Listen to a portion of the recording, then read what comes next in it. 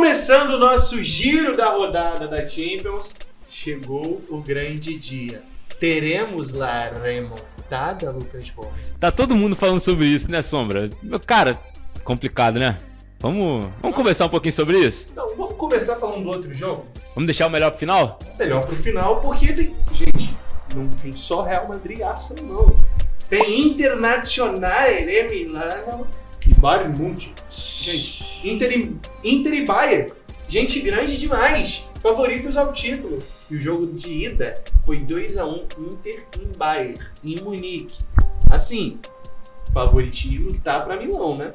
Não, com certeza. Ainda mais depois do jogo de ida. A Inter de Milão vem de um processo já muito longo, né? Com Simone Inzaghi, um treinador assim, muito qualificado, muito bom mesmo. Ele deu uma transformada legal assim, nesse time da Inter de Milão, porque a Inter ficou por muito tempo no ostracismo europeu, né? Tinha ali um sucesso ou outro, chegava numa competição ou outra, mas não era aquela Inter de Milão que a gente se acostumou a ver em outros anos. E de repente a Inter de Milão, depois da chegada do Inzaghi, ela deu uma virada na chave, foi vice-campeã em 22-23. Ano passado conquistou o campeonato italiano, vem muito forte em busca do bicampeonato do Scudetto e vem muito forte também em busca de uma vaga na final da Champions, né? Eu acho que essa esse time no geral, né, que já vem de 4 anos pra cá, desde o ano que foi finalista da Champions, ou antes, na verdade, teve antes aquele time que jogou muito no campeonato italiano, Lautaro, Lukaku. Esse é o time mais regular da Inter de Milão no século. A gente tem aquele recorte daqueles times maravilhosos da Inter, teve um time lá nos anos 2005, 2006, tinha timaço, seleção. Aí tem o time de 2010, que é campeão da Champions. Só que nenhum elenco conseguiu ser tão longevo da Inter. Esse elenco com a mesma base praticamente, óbvio, fazendo mudanças ali, outra aqui, é um time muito competitivo há muito tempo. E uma hora vai bater campeão dessa bagaça. Não é possível. A questão que falta pra mim, pra Inter, pelo menos ao meu ver, é um craque ali. Um craque realmente extra classe. Só que ao mesmo tempo, o que chama a atenção desse time é você conseguir fazer um jogo esteticamente muito bom da Inter. Diferente dos times italianos históricos, que é um time mais truncado, raçudo, a Inter consegue juntar a ideia do futebol italiano com um jogo bonito. É um time que joga muita bola, dá muito trabalho e que a principal estrela é o elenco, é a união. Quando a gente vê um treinador em destaque, né, em relação aos jogadores, a gente entende isso mesmo. E é uma Inter de Milão que se utiliza do 3-5-2 clássico do futebol italiano. Na década de 80 esse esquema ficou muito famoso, principalmente depois do título da Itália, né, que tinha o trio de zaga ali com Oriali, Bergomi e Scirea. Hoje a Inter de Milão ela se aproveita desse esquema, desse 3-5-2 que até hoje, né, recentemente se transformou também em um modo ofensivo de jogar, e a Inter de Milão se aproveitou dessa volta à moda do 3-5-2 para poder se desenvolver. E aí tem jogadores no ataque que decidem. E a principal diferença da Inter de Milão, que foi vice-campeã da Champions, para a Inter de Milão de hoje, eu acho que é esse ponto, é o poder de decisão no ataque. Porque naquela Champions, quem assistiu aquela final, com certeza se revoltou com os gols que o Lukaku perdeu, né? Com uma atuação ruim do Dzeko também, antes de ser substituído pelo próprio Lukaku. Então, era uma Inter de Milão que faltava esse poder ofensivo. E hoje é diferente. Tem um Lautaro Martinez que já estava na época, mas que cada vez mais tem desenvolvido. Até porque na época ele era muito criticado, né, pelos gols perdidos, principalmente com a camisa da Argentina. Hoje ele se tornou uma das referências no futebol não só italiano, mas mundial. E também agora ganhou um companheiro cracaço de bola, que é Marcos Thuram. Porque é um jogador que não é um centroavante fixo, é um centroavante moderno, mas mesmo assim tem características de um centroavante mais forte, né, brigador. Então ele caiu como uma luva. Ele é o que o Lukaku tinha que ser nesse time da Inter. O Thuram é muito bom. Esse time da Inter me chama a atenção pela movimentação, que é um time que todo mundo aparece no jogo, é um time muito intenso e pra mim é muito favorito de Bayern. Ganhou na Alemanha, é um time que é muito mais pronto que o time que é comandado por Kompany. O time do Bayern é bom, grande time, porque o Bayern sempre é forte. Mas parece que é um time ainda cru. Eu não sei se cru talvez seja a palavra certa, né? Muito porque a gente tem jogadores que são experientes no elenco, né? Que são já jogadores de rodagem no futebol europeu. Mas é um time que parece que, assim, nos momentos decisivos eles tem uma certa dificuldade também, semelhante ao Borussia, né? Semelhante ao rival Borussia. É um Bayern de Munique, principalmente nessa temporada, que não consegue mostrar um poder de decisão que a gente se acostumou a ver do Bayern de Munique em outras eras, né? Eu acho que a sensação que me passa é que o Bayern tem que passar por um processo de renovação, só que tá com medo de passar por esse processo. Então você tem um time meio a meio, um time metade renovação, metade o que foi. Você tem um Gnabry que não consegue mais entregar o que entregou no auge. O Sané, que parece que não tá mais linkando como antes. Eu adoro o Sané, mas não sei, parece que não tá rolando mais. O Miller já deu o que tinha que dar, tá saindo agora. Só que ao mesmo tempo você tem o Olaj jogando assim, a bola redonda. Você tem o Harry Kane, craque, né? Você fala uma coisa do Kane. Sem ele, o Bayern ia cair muito de patamar. Mas ele é um craque que é o que me faz acreditar nesse Bayern de Munique. É a genialidade do Kane no ataque, que é um jogador muito diferente. E o Bayern é sempre muito forte, mas como eu falei, é um time estranho, sabe? Que eu não consigo sentir confiança e que parece que falta algo. O Kane se tornou um dos 4 jogadores a alcançar mais rápido a marca de 100 gols, né, no centro europeu por um clube. Então, assim, é um jogador que precisa ser abastecido. Um jogador que, de fato, assim, se o time não joga pra ele, se o time não consegue criar, ele não consegue marcar gol.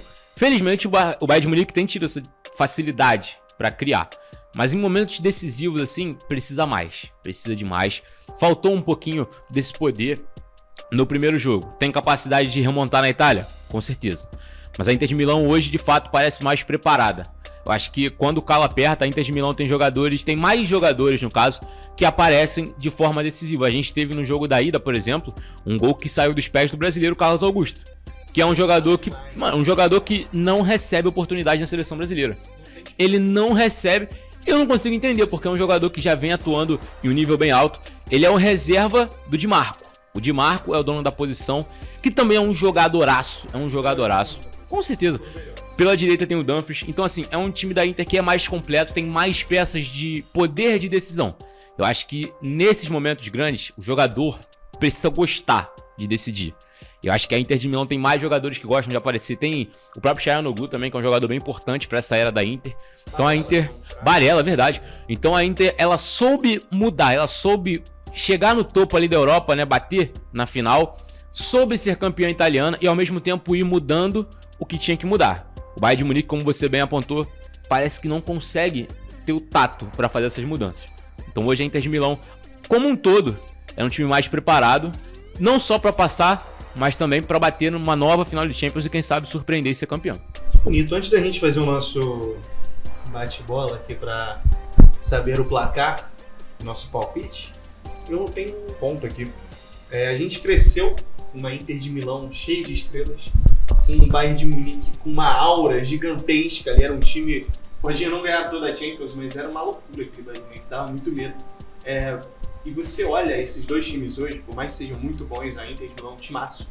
Cara, você perdeu totalmente a mágica, né, dos dois, assim. A Inter, que era um time cheio de estrelas, se tornou um time totalmente coletivo, e o Bayern, que era um time que não era o Bayern de Munique do outro lado, se tremia inteiro. Agora é um time que a gente normalizou, assim. Só um adentro, assim, pra gente ver como é que o futebol muda, né, as coisas, as percepções. E uma nova geração tá crescendo agora, e esses dois times não são tão relevantes pra eles. É engraçado isso. Foi só uma coisa que deu a cabeça. E vamos aos nossos palpites. Primeiro, calma aí, deixa eu pensar quanto vai ser o jogo. Tá, beleza, vamos lá. 3x1 Inter. Agora foi. Então, Inter de Milão, você é semifinalista da Champions League de acordo com os especialistas do lance. Podem cobrar, não tem problema não. E agora vamos pra... Cadê? Peraí, já Você vai esperar. Vamos lá. Antes de qualquer coisa, eu tive que pegar um sino aqui, porque eu tô eufórico. Eu tô eufórico porque hoje é um dia especial. Porque hoje é um dia que vai definir muita coisa pro futuro do futebol. Ou o Vinícius Júnior vai fazer você. Vai de novo. Ou o Vinícius Júnior vai fazer você. Quebrou já. Você chorar porque você é hater. Entendeu? E aí o Real Madrid vai fazer a maior remontada da história do futebol. Tá? Vai fazer a maior remontada da história do futebol. Ou vai ser o fim dos Novos Galácticos, porque dessa temporada não passa um fracasso e vai sair Vinícius Júnior ou Rodrigo. Ponto, tá bom? Então posso chamar? Claro. Real Madrid e Arsenal. Caiu. Olha, vamos lá.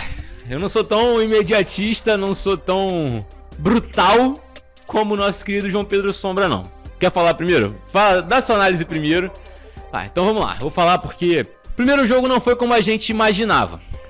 O Real Madrid, de fato, chega como favorito para o confronto contra o Arsenal e não consegue se impor na Inglaterra. Então foi um time que pareceu modorrento, não sabia o que fazer com a bola, o ataque não sabia como se posicionar, a defesa não saía de trás e o Arsenal foi ali experimentando o primeiro tempo, foi chegando com perigo, foi obrigando o Courtois a fazer grandes defesas. E no segundo tempo, em menos de 20 minutos, o time amassa. São 2 golaços do Declan Rice, que a gente vai falar daqui a pouco. Gol do Mikel Merino, que é um jogador que se transformou em centroavante para suprir ausências e, de forma assim, inesperada, além de suprir a ausência, ele também matou os problemas do Arsenal. E marcou um gol bem importante nesse mata-mata, né? Então, assim, é um Arsenal que constrói uma vantagem de 3-0 importantíssima. E no Bernabéu, a gente costuma falar que são 90 minutos, os 90 minutos mais longos que tem no futebol. É um Real Madrid que tem total capacidade de remontar. Tem capacidade de remontar? Tem, por causa da mística, que nenhum time do mundo tem, só o Real Madrid. Mas vamos falar de bola? O Arsenal, por mais que não seja um time que me encante, é um time que eu ache feio no papel, é um time que você olha e fala, quem vai decidir essa brincadeira aqui? O Arsenal não é um time que chama atenção e você nunca diria que esse time seria campeão da Champions. Só que o Real Madrid de 2024-25 é um time extremamente feio quando a gente fala de coletivo. É um time que não conseguiu se encontrar ainda coletivamente. É um time que, desde o primeiro momento, depende exclusivamente de lampejos individuais dos seus craques, principalmente Vinícius e Mbappé. Desde que o Mbappé chegou, o estilo de jogo do Bellingham foi inibido, ele está tendo que se sacrificar mais. Você perdeu um do seu principal jogador na construção, que é o Bellingham. É um craque, é um gênio, é o melhor meio-campista da geração para mim. Mas não consegue se sobressair por conta do sistema de jogo. Além disso, o sistema do Mbappé não facilita o jogo do Vini, que acaba tendo que mudar algumas características. No início da temporada acabou voltando mais para o meio-campo, tentando se adaptar, não se adaptou. E aí você vê o Vinícius mais irregular dos últimos anos. Tudo isso para uma coisa, fazer o Mbappé feliz. Só que o Mbappé feliz não faz nenhum clube de futebol feliz, já percebeu? Só a seleção dele. E a seleção dele era um time que o Mbappé não era o principal jogador quando foi campeão. Então, todas as vezes que o Mbappé foi principal jogador de algum lugar, não foi campeão. Deu problema.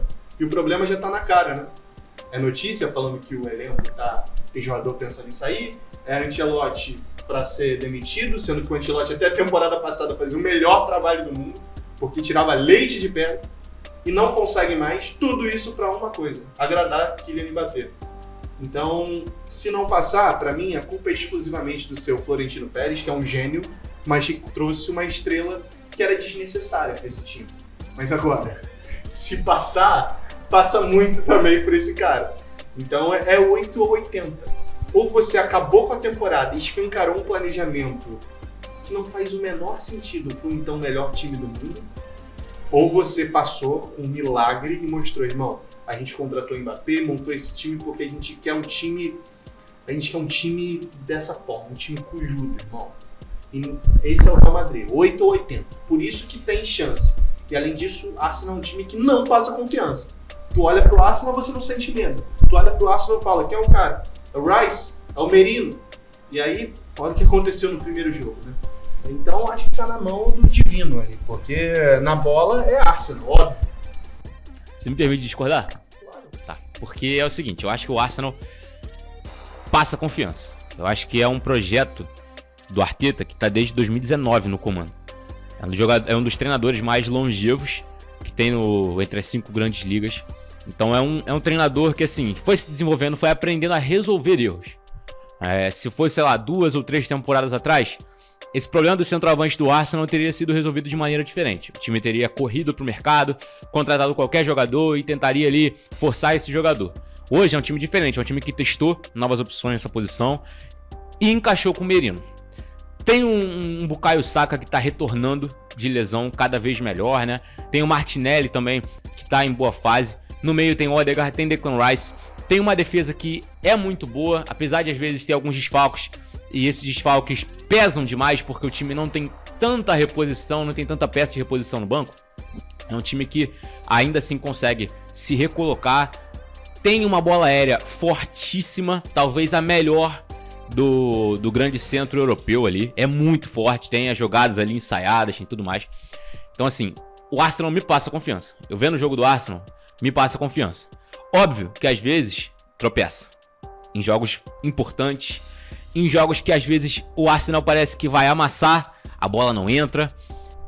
Eu acho que é um pouco da mística recente do Arsenal. E ao mesmo tempo a mística recente do Real Madrid ela diz o contrário. É isso, assim. Tem a falta de sorte histórica do Arsenal, a mística do Real Madrid, mas eu acho que esse problema que você citou da bola não entrar, eu acho que é por isso que eu acho um time do Arsenal não confiável. Porque é um time que pra mim falta alguém que você, nessa hora, é ele que vai decidir. Você tem grandes jogadores, você tem o Rice que fez o que fez contra o Real Madrid, mas não é normal o Rice. O Rice é um jogador construtor, dos melhores do mundo, por sinal. Ele não é um jogador definidor. Então acho que falta alguém da definição. O Merino tá quebrando esse galho, mas falta você ter o Vini, falta pra ter o Mbappé, entendeu? Inclusive eu ia adorar se o Mbappé tivesse ido pro Arsenal, porque eu acho que ia ser um fit perfeito. Mas não foi, né? Então é inacreditável a gente depois de um 3-0 falar que tá em aberto. Só que o único time do mundo que a gente pode falar que é inacreditável é o Real Madrid. Perfeito, é isso. Eu acho que se fosse qualquer outro time tomando de 3-0 na ida de Champions, a gente teria falado que acabou. O próprio Barcelona, quando reveste aquele 6-1, quando perde 4-0 na ida, todo mundo falou: não tem como. Foi lá e fez. Mas assim, era uma outra confiança. O Real Madrid, mesmo tendo a MSN, inclusive, o Real Madrid a gente acredita que pode virar, né? O Real Madrid, esse Real Madrid, já se provou totalmente um time maluco, irmão. Esse Real Madrid é bicampeão da Champions, esse plantel, com o Vinícius Júnior sendo o jogador mais decisivo do mundo. Você tem o Rodrigo, que aparece em momentos decisivos. O Bellingham já se mostrou assim. Todo mundo ali é testado, todo mundo tem experiência suficiente. E é a hora da verdade, assim. É hora de ver se esse projeto realmente valeu a pena esse ano ou se tem que recomeçar na temporada que vem. Eu acho que está mais perto de recomeçar do que continuar. Então, não recomeçar que eu diga de plantel, tá? Eu digo em questão de técnico, em questão de planejamento e repensar em reforço. Eu acho muito difícil a virada mesmo. Porque diferente dos outros anos, você tem um time do Real Madrid que não é nada organizado, um time do Arsenal que, por mais que eu não sinta confiança, é um time muito mais organizado que o Real Madrid. E sabe muito bem o que quer.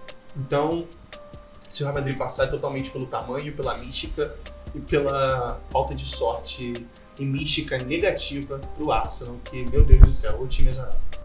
O Real Madrid, de fato, é um time que mantém o jogo em aberto. É o único clube do mundo que mantém esse mata-mata em aberto.